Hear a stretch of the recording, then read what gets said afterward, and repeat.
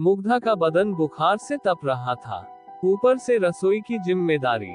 किसी तरह सब्जी चलाई जा रही थी, तभी उसका देवर राज वहां पानी पीने आया। उसने मुग्धा के हाव भाव देखे तो उसके माथे पर हाथ रखा और बोला, भाभी, आपको तो तेज बुखार है।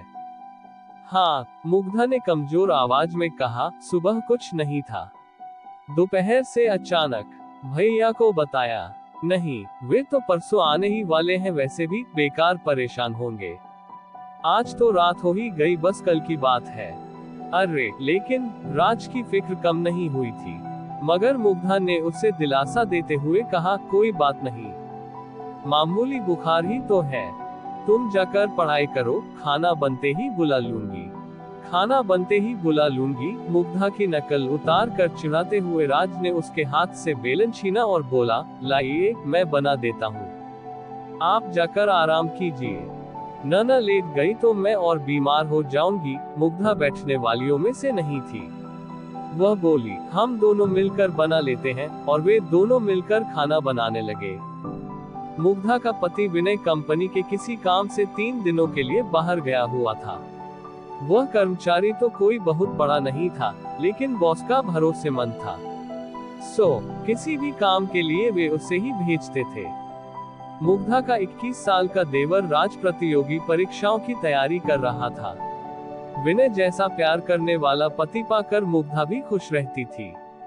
कुछ पति की तनख्वाह और कुछ वह खुद जो निजी स्कूल में पढ़ाती, दोनों से मिलाकर घर का खर्च अच्छे से निकल आता।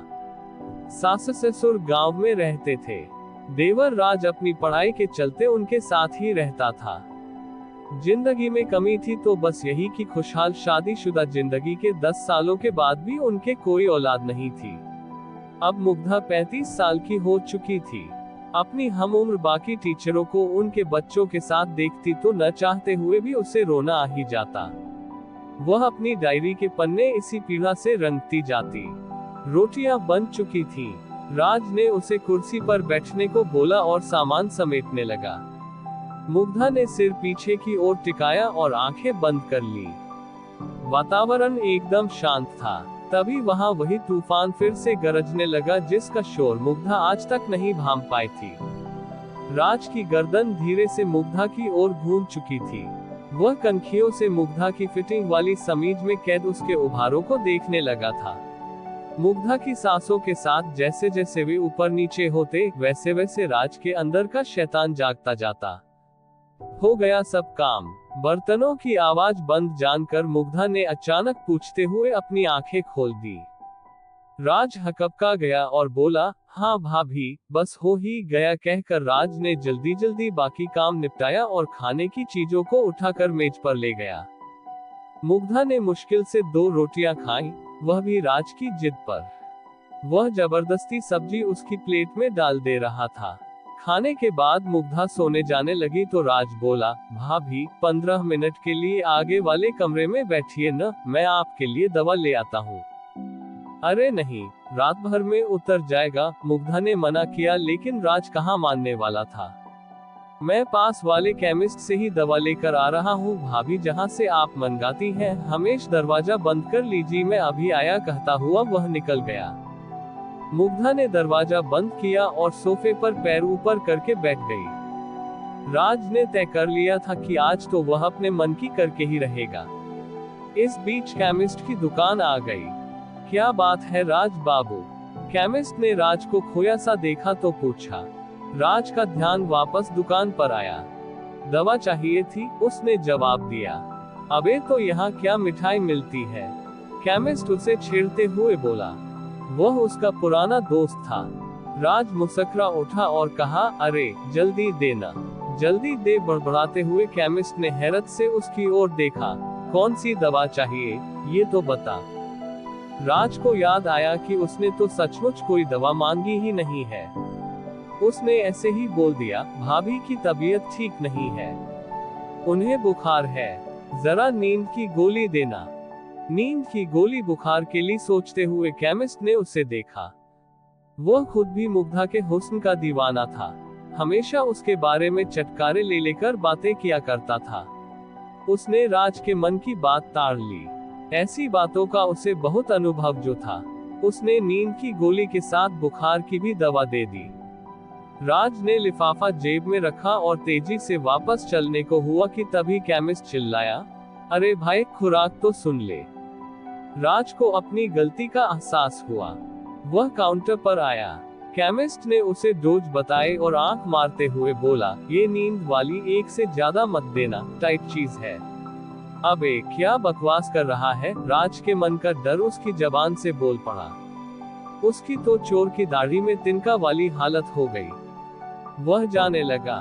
केमिस्ट पीछे से कह रहा था, अगली बार हमको भी याद रखना दोस्त। राज उसको अनसुना करता हुआ आगे बढ़ गया। घर लौटने पर डोरबेल बजाते ही मुग्धा ने दरवाजा खोल दिया और बोली, यहीं बैठी थी लगातार। जी भाभी, आइए अंदर चलिए, राज ने अपने माथे से पसीना पोंछते हुए कहा। मुग्धा अपने कमरे में आकर लेट गई। राज ने उसे पहले बुखार की दवा दी। मुग्धा दवा लेकर सोने के लिए लेटने लगी तो राज ने उसे रोका, भाभी अभी एक दवा बाकी है। कितनी सारी ले आए भैया? मुग्धा ने थकी आवाज में बोला और बाम लेकर माथे पर लगाने लगी। भाभी दीजिए, मैं लगा देता हूँ, कहकर राज ने उससे बाम की डब्बी ले ली और उसके माथे पर मलने लगा। थोड़ी देर बाद उसने मुग्धा को नींद वाली गोली भी खिला दी और लिटा दिया। राज उसका माथा दबाता रहा। थोड़ी देर बाद उसने पुष्टि करने के लिए मुग्धा को आवाज दी, भाभी सो गई क्या? कोई जवाब नहीं मिला। राज ने उसके चेहरे को हिला डुला कर भी देख लिया। कोई प्रतिक्रिया न पाकर वह समझ गया कि रास्ता साफ हो चुका है। राज की कनपटियों में खून तेजी से दौड़ने लगा। वह बत्ती जलती ही छोड़ मुग्धा के ऊपर आ गया। मर्यादा के आवरण प्याज के छिलकों की तरह उतरते चले गए। कमरे में आए भूचाल से मेज पर रखी विनय मुग्धा की तस्वीर गिरकर टूट गई। सब कुछ शांत होने पर राज थक कर चूर चूर होकर मुग्धा के बगल में लेट गया। बस अब बुखार उतर जाएगा भाभी जी, इतना पसीना जो निकलवा दिया मैंने आपका। राज बेशर्मी से बड़बड़ाया और मुग्धा की कुछ तस्वीरें खींचने के बाद उसे कपड़े पहना दिए। मुग्धा अब तक धीमे धीमे कराह रही थी। राज पलंग से उतरा और खुद भी कपड़े पहनने लगा। तभी उसकी नजर आधी खुली दराज पर गई। भूल से मुग्धा अपनी डायरी उसी में छोड़ी हुई थी। राज ने उसे निकाला और कपड़े पहनते पहनते उसके पन्ने पलटने लगा।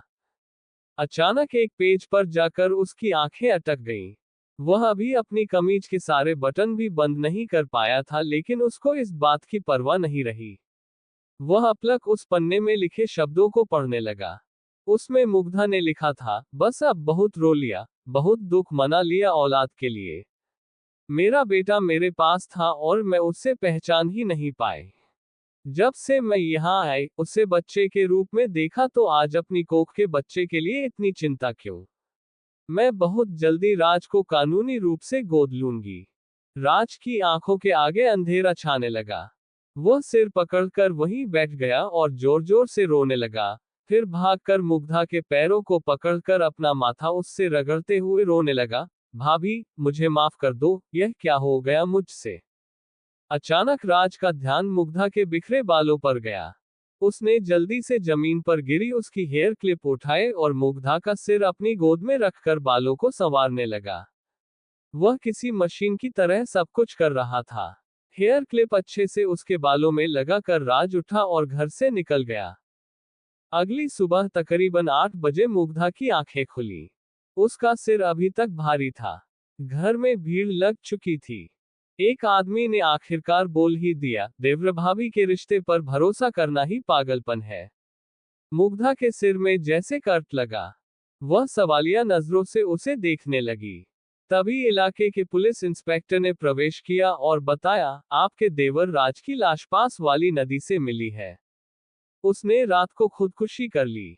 मुग्धा का कलेजा मुंह को आने लगा। वह हड़बड़ाकर पलंग से उठी लेकिन लड़खड़ाकर गिर गई।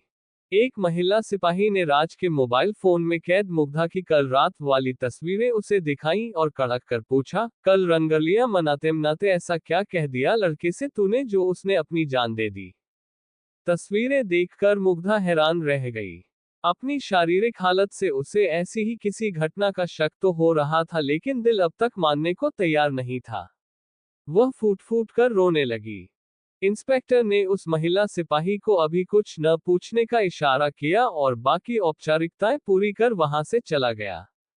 धीरे धीरे औरतों की भीड़ भी छंटती गई। विनय का फोन आया था कि वह आ रहा है, घबराए नहीं, लेकिन मुग्धा बस सुनती रही।